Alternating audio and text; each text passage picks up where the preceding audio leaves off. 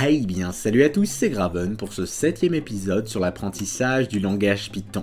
Dans la 6e partie, nous avions vu la notion de fonction qui nous permettait d'effectuer une série d'instructions, d'étapes, de choses qui s'exécutaient finalement les unes après les autres. Aujourd'hui, je vous propose d'attaquer une toute nouvelle notion qui va traiter des objets avec ce langage. Commençons tout de suite. Qu'est-ce qu'un objet ? Eh bien, il s'agit simplement d'un élément qui peut représenter un concept, ou même une idée. Quelque chose de réel ou non d'ailleurs. Si on prend le cas d'un jeu vidéo par exemple, on pourrait identifier à l'intérieur de ce dernier plusieurs objets. Par exemple, un joueur disposant d'un pseudo, d'un certain nombre de points de vie, de points d'attaque. Ou alors une arme qui dispose d'une certaine durabilité, d'un nombre de dégâts qu'elle va infliger, et même, pourquoi pas, d'un véhicule qui dispose d'une certaine vitesse qui peut varier, et également d'une certaine durabilité.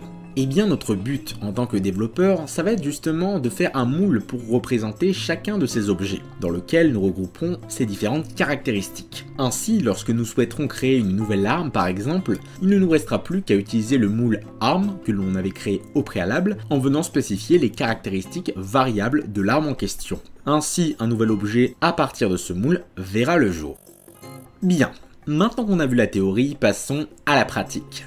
Pour ce tutoriel, nous allons rester sur l'exemple du jeu vidéo en tentant de créer un moule qui va représenter ce fameux joueur.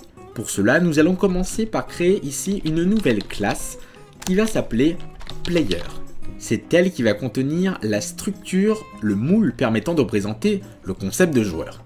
À l'intérieur de cette dernière, on va commencer par mettre ce qu'on appelle des attributs. Ce sont tout simplement les éléments qui vont permettre de caractériser le concept de joueur. Donc on va devoir se poser tout d'abord la question, qu'est-ce qu'un joueur ? Eh bien un joueur tout d'abord, c'est un pseudo. Donc on fait une variable pseudo, un attribut pseudo, qui sera par défaut égal à par exemple Graven. Donc le pseudo ce sera caractérisé par une chaîne de caractères, bien évidemment. On saute une ligne, et là on va mettre un second attribut, par exemple, on pourrait très bien stocker la vie de ce joueur. Donc ici je vais faire un attribut health, qui sera égal par défaut à 20 points de vie. Et enfin pour finir, troisième et dernier attribut, ce sera le nombre de points d'attaque qui sera égal par défaut à 3. Parfait. Bien, maintenant que l'on a créé cette structure, ce moule, il va falloir l'utiliser. Pour ce faire, on va devoir sortir de cette dernière et créer ici une nouvelle variable qu'on va appeler par exemple player1 et qui va créer ici une nouvelle instance de l'objet player. Alors lorsqu'on parle d'une nouvelle instance, c'est-à-dire qu'ici on a créé un moule, c'est comme si on crée un nouveau gâteau à partir de ce moule. Lorsqu'on va faire ici nouvelle instance, ça va créer un nouveau joueur, tout simplement. On saute une ligne, et pour l'exemple, on va ici afficher un message en console qui va simplement indiquer « Bienvenue au joueur ». Ici, on va injecter player1.pseudo, et ça va directement faire référence ici à la valeur de pseudo. Donc ce qui s'est passé, c'est que lorsque je fais player1. Il va automatiquement identifier les caractéristiques de ce joueur en clair. On pourrait très bien récupérer la vie, dans mon cas c'est plutôt le pseudo, comme ceci. Donc pour tester ça, je vais cliquer ici sur mon script Python et on va faire run epicset. Parfait. Donc là on peut voir qu'il y a bien marqué bienvenue au joueur Graven. Donc ça fonctionne parfaitement. Mais là vous allez me dire, ok Graven c'est bien beau tout ça, mais là on définit explicitement les valeurs de nos attributs dans la classe player. Ce qui n'est pas très cohérent puisque comme on veut créer un moule, il faut que ce soit générique par rapport à si un joueur s'appelle Bob ou alors Vainetos ou alors autre chose. Il ne faut pas se limiter à un pseudo défini en dur dans notre code. Si ici je duplique ce code juste en dessous, je vais l'appeler par exemple player2 et ici on va mettre player2, je lance le script et on peut voir que effectivement ça met dans le premier joueur et le deuxième joueur le même pseudonyme alors que ce sont deux joueurs différents que je souhaite créer. Alors comment on va résoudre ce problème ? Eh bien c'est là où va entrer en jeu la notion de constructeur. Au lieu de se limiter avec des valeurs qui sont ici en dur, ce qu'on va pouvoir faire, c'est lorsqu'on va créer un nouveau gâteau à partir de ce moule player, ça va être ici de spécifier quel est le pseudo du joueur, sa vie et son nombre de points d'attaque. Donc ici vous allez mettre entre les parenthèses de notre objet player les différents paramètres exactement comme pour une fonction. Donc le premier attribut c'est le pseudo du joueur, donc ici entre guillemets je vais mettre par exemple Graven. Ensuite le deuxième ce sera la vie, donc on va mettre 20 et le nombre de points d'attaque 3. Pareil pour le deuxième joueur, ici on va définir son pseudo par exemple Bob. Ensuite, son nombre de points de vie, on va mettre également 20. Et enfin, son nombre de points d'attaque, on va lui mettre 5. Bien, maintenant qu'on a défini les caractéristiques de chacun des joueurs, on n'aura plus besoin ici de les mettre en dur. Ce qu'on va pouvoir faire, c'est à l'intérieur de ce moule, désormais, définir une nouvelle fonction, comme on l'a vu précédemment. Cette fonction va s'appeler Inis, et c'est la première qui va s'initialiser lorsqu'on va créer une nouvelle instance de l'objet player. C'est donc ça le constructeur. Entre parenthèses, on a un premier paramètre qui se génère automatiquement, c'est le mot-clé self qui correspond au contexte. En fait, c'est une sorte, si vous voulez, de base de données dans lequel on va pouvoir injecter les éléments qui vont être contenus dans cet objet player. Et donc justement, à l'intérieur de cet élément, on pourra injecter le pseudo du joueur, sa vie et son nombre de points d'attaque. Donc ce qu'on va devoir faire en plus de ce paramètre par défaut, c'est rajouter d'autres paramètres. Bien évidemment, on va commencer par le pseudonyme du joueur. Ensuite, on aura son nombre de points de vie, health, et pour finir, le nombre de points d'attaque. Donc regardez, on a bien ici pseudo, vie, attaque, c'est ce qu'on retrouve dans nos différents cas. Donc à partir de maintenant, ce que j'aurai récupéré dans les paramètres du constructeur, va falloir que je l'injecte à l'intérieur de ce mot-clé self. Donc ici, on va faire self. On va l'appeler par exemple pseudo, et ce sera égal à pseudo. Donc ici, je crée un nouvel attribut et je lui affecte la valeur de pseudo que j'ai récupéré dans les paramètres du constructeur. On va faire la même chose pour les deux autres et après je vais vous montrer comment on s'en sert. Donc ici, self.health sera affecté à la valeur que je récupère en paramètre pour la vie de notre joueur. Et enfin, self.attaque qui sera égal à l'attaque perçue dans les paramètres. Donc à partir de maintenant, on a créé ce fameux constructeur.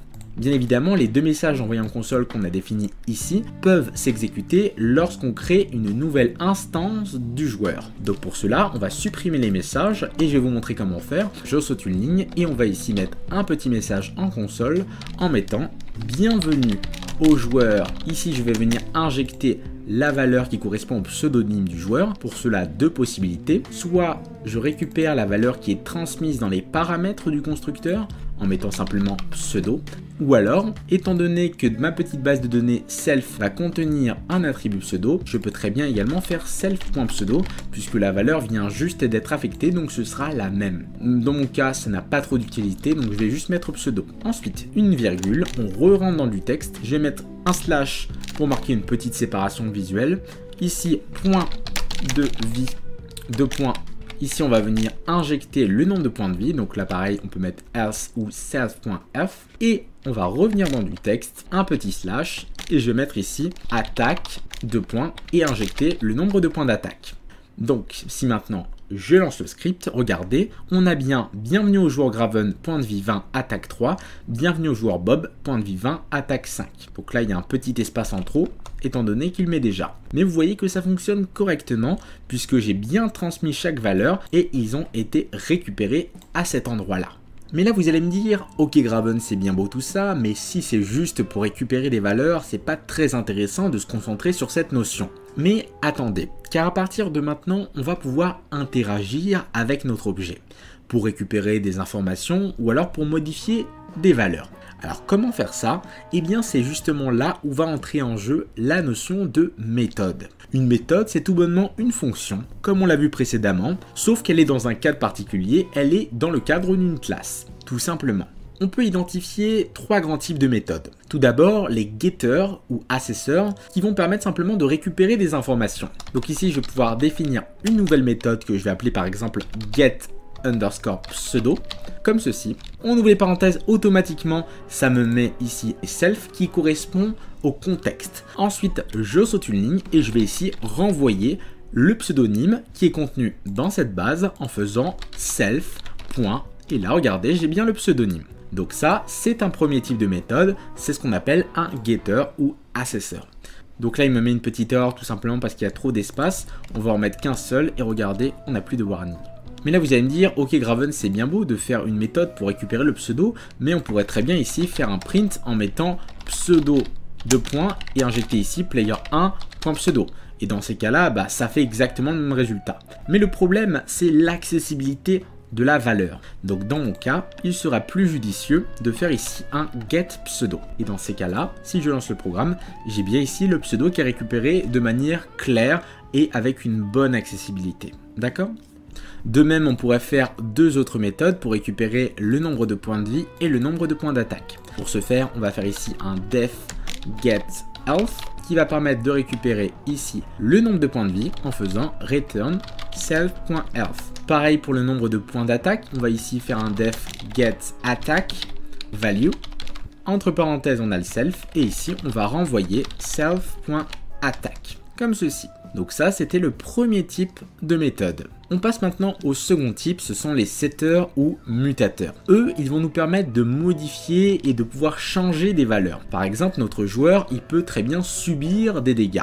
On peut lui en infliger en créant tout bonnement une nouvelle méthode en faisant un def qui s'appellerait damage par exemple. Cette méthode, elle prendrait en paramètre un certain nombre de dégâts infligés à ce joueur. Pour infliger des dégâts au joueur en question, c'est très simple. On va récupérer le nombre de points de vie, self.health, et on va dire soutire-moi à ce nombre le nombre de dégâts que je souhaite infliger à ce joueur. Alors bien évidemment dans ce cas-là, si on inflige ici un nombre de dégâts de 200, étant donné que le joueur n'aura pas assez de points de vie, il va mourir directement. Mais on ne l'aura pas su, puisque ça peut être un nombre négatif également. Donc vous pouvez également prendre le cas en rajoutant une petite condition. Donc pour voir si cela fonctionne bien, on peut également afficher ici un petit message en console en mettant entre guillemets aïe, 3 petits points, vous venez de subir. Ici, on va afficher le nombre de dégâts et on va retourner dans du texte et mettre dégâts, tout simplement. Donc, on va tester cette méthode damage de suite. Donc, pour ce faire, on va faire un coup de player1.damage et on va lui infliger 3 points de vie. Ensuite, je vais pouvoir faire un print en lui mettant un message. Vous possédez désormais, et ici on va lui mettre son nouveau nombre de points de vie. Donc ici on va faire player1.getHealth et dans ces cas là ça va nous retourner son nombre de points de vie comme ceci. Donc si maintenant je lance le script, regardez, bienvenue au joueur Graven, point de vie 20, attaque 3, aïe, vous venez de subir 3 dégâts et dans ces cas là vous possédez désormais 17 points de vie. Donc ça fonctionne parfaitement, on a une méthode pour faire subir des dégâts à notre joueur. Et enfin, le dernier type, ce seront toutes les autres méthodes qui vont nous permettre de faire un tas d'autres choses. Par exemple, ici, on a fait une méthode pour définir un certain nombre de dégâts qu'on va infliger au joueur, mais on pourrait très bien faire une méthode pour attaquer un autre joueur. Pour cela, on va sauter de ligne et ici, on va définir une méthode qui va s'appeler attack_player. Alors, j'ai bien mis _player en plus puisque attaque, il risque de confondre avec l'attribut. Et entre parenthèses, on va demander un second paramètre qui va être le joueur cible, celui qui va recevoir les coups. Je vais l'appeler par exemple target_player. On saute une ligne et pour infliger les dégâts au joueur cible, il nous suffira simplement de faire targetPlayer.damage, donc on lui actionne la fonction damage sur l'objet qui a été ciblé, donc la victime de l'attaque, et entre parenthèses on va donner l'argument qui va correspondre au nombre de dégâts infligés, et ce nombre de dégâts c'est tout bonnement l'attaque du joueur qui a fait l'action d'attaquer ce joueur. Donc ici ce sera self.attack. Donc là comme ça il n'y aura pas de confusion entre l'attribut qui correspond à la valeur du nombre de points d'attaque et la méthode qui permet de faire l'action. Parfait. Donc je vais supprimer un petit peu tout ce michi-bichi, dédicace au t-shirt du net. Et donc maintenant, pour simuler cette attaque, eh bien on va faire ici player1.attackPlayer et je vais mettre ici player2. On saute une ligne et là on va mettre un message d'attaque. Donc ici on va mettre player1.getPseudo ici attaque et on va mettre ici player2.getPseudo. Donc une fois qu'on a défini l'attaque et qu'on a mis un message juste pour informer de l'action qui a été faite, on va réafficher le nombre de points de vie du premier et du second joueur. Donc je vais simplement copier cette instruction juste en dessous et au lieu de définir ici une variable pseudo qui n'existe pas, on va faire ici player1.getPseudo, ici player1.getHealth et enfin le nombre de points d'attaque player1.getAttackValue. On va copier cette ligne pour le deuxième joueur et là on a juste à remplacer les 1 par des 2, player1, player2, player1, player2. Alors ne vous inquiétez pas si vous avez une erreur sur le getAttackValue, il vous indique simplement que vous avez une ligne un peu trop grande pour la convention qui est de ne pas dépasser les 120 caractères. Mais vous inquiétez pas, c'est juste une information qui vous indique, ça ne va pas impacter en soi l'exécution de votre script. Bien, maintenant qu'on a fait ceci, je vais lancer le script. Et là, on a d'abord Graven qui a 20 points de vie, Bob qui a 20 points de vie. Graven attaque Bob, sachant que Graven a 3 points d'attaque. Graven reste à 20, mais Bob a subi 3 points de dégâts, donc il passe à 17. Donc ça fonctionne parfaitement. Alors bien évidemment, là, on ne le visualise que en console, mais je pense qu'à partir des prochaines vidéos, on va commencer à travailler sur une petite interface pour commencer à visualiser un peu tout ça. Alors là, ça risque d'être un peu fouillis, donc ce que je vous propose de faire, ça va être de copier la structure, notre fameux moule qui représente le joueur, et on va venir créer ici un nouveau fichier Python qu'on va appeler player et qui va comporter notre classe player. Et maintenant, si je reviens dans mon premier fichier Python, il ne va plus trouver cette classe player et c'est problématique. Donc pour remédier à ça, c'est très simple. On va tout simplement ici faire une importation de cet élément en faisant from player, donc ça c'est le nom de mon fichier Python, et on va dire importe-moi la classe player. Et dans ces cas-là, il la trouve naturellement. Si j'avais créé ici un nouveau Python package, qui est une sorte de sous-dossier, j'aurais pu faire ici un truc modèle. Et bien typiquement, j'aurais pu glisser cette structure à l'intérieur, mais dans ces cas-là, on aurait dû importer depuis le package modèle le fichier player et importer l'élément player qui correspond à ma classe.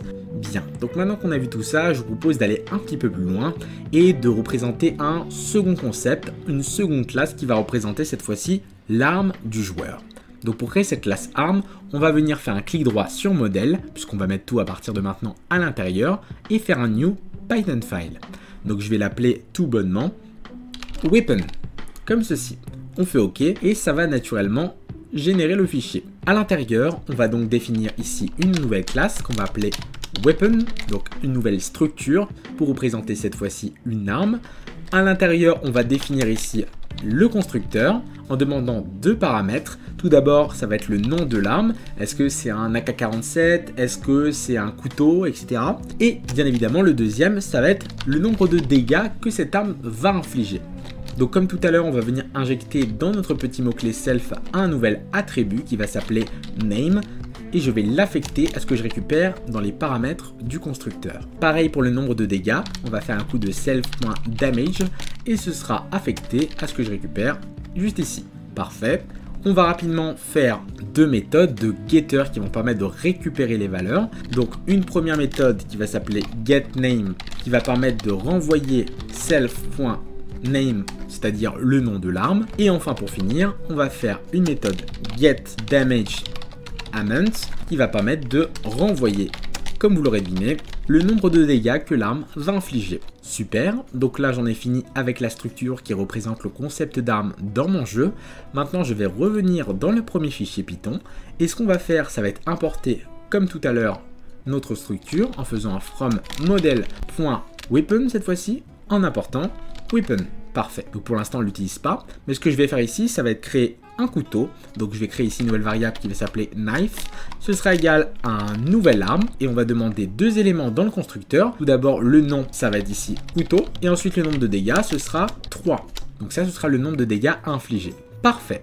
Alors de ce fait, si on retourne dans la structure qui représente le joueur, lorsqu'on initialise ce joueur, il va falloir lui définir une arme par défaut dans les attributs, puisque maintenant ça fait partie des caractéristiques du joueur d'avoir une arme ou de pas en avoir d'ailleurs. C'est justement un des points, c'est que par défaut, self.weapon, ce sera égal à none, c'est-à-dire qu'il n'aura pas d'arme par défaut, mais il faut quand même lui créer un attribut. Donc maintenant, comment lui affecter l'arme? Eh bien, ça va être à vous de jouer. Aujourd'hui, le TP sera un petit peu différent. Ça va être à vous de faire deux choses. Donc tout d'abord, de faire une méthode setWeapon qui va permettre de changer l'arme de notre joueur. Et dans un second temps, si vous avez bien compris tout ça, de pouvoir modifier la méthode d'attaque pour pouvoir prendre en compte si le joueur a une arme. Dans ces cas-là, faut rajouter le nombre de dégâts qu'elle fait en plus. Donc ces deux petites choses, ce sera à vous de le faire. Bien évidemment, vous pouvez aller un petit peu plus loin et continuer un petit peu le contexte en rajoutant le principe de bâtiment, etc. pour voir si vous avez bien compris.